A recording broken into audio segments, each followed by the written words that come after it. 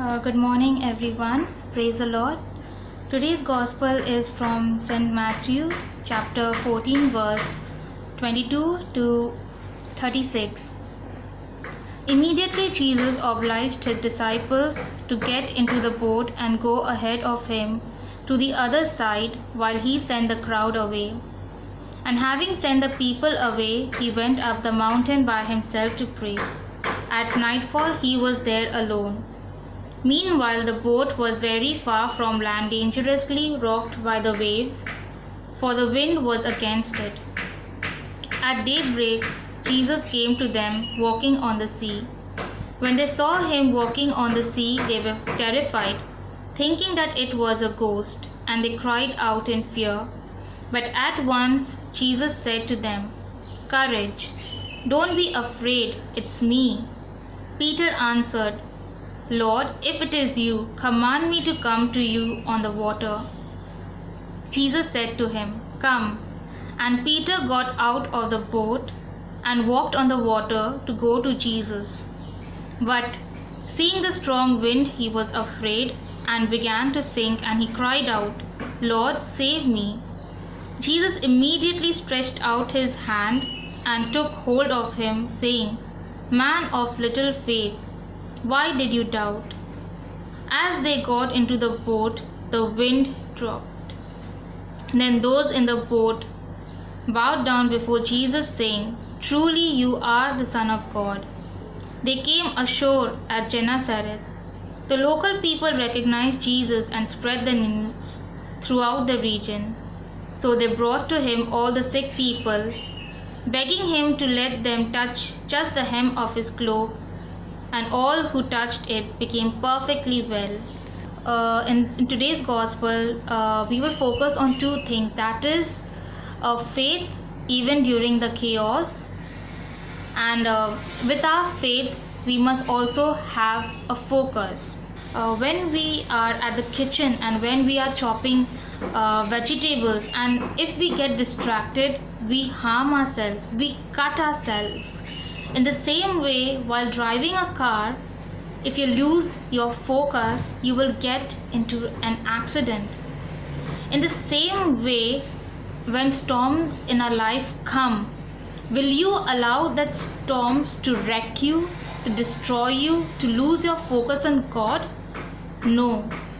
These storms that it is spoken in the Gospel, these storms in our life could be anything. It can be financial crisis, health related problems, jobs lost, careers lost. It can be anything.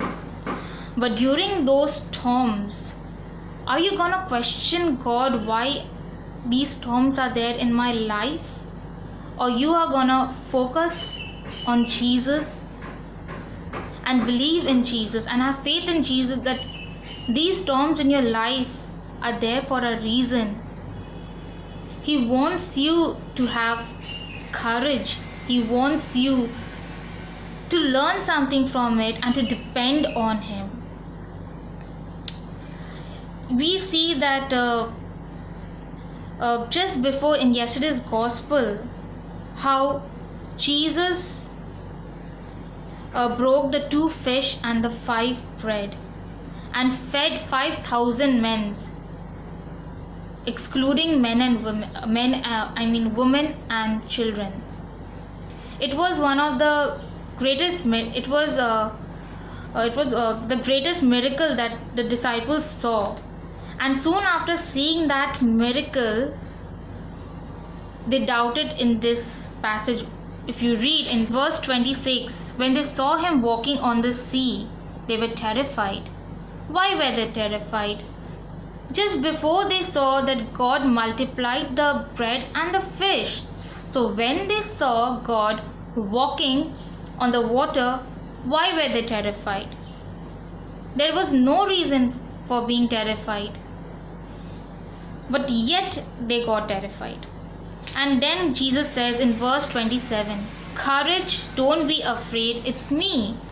He's assuring you that even when there are storms in our life, when we are going through depressions, when there are so many circumstances that we have almost crumbled lost hope.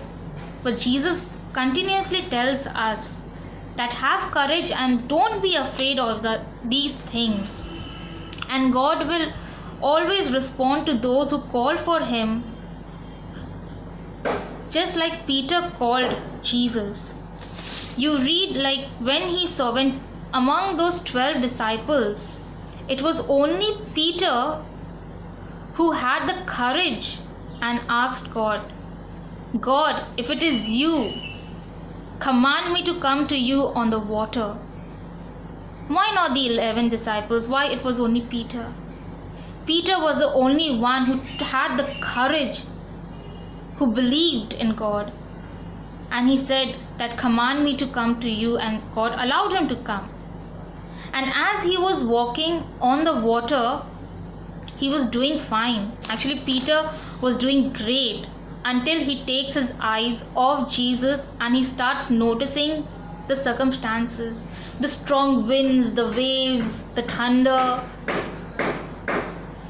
In the same way, we are doing great in our prayer life, in our spiritual life, but as soon as we are struck by some kind of storms, we lose focus on God.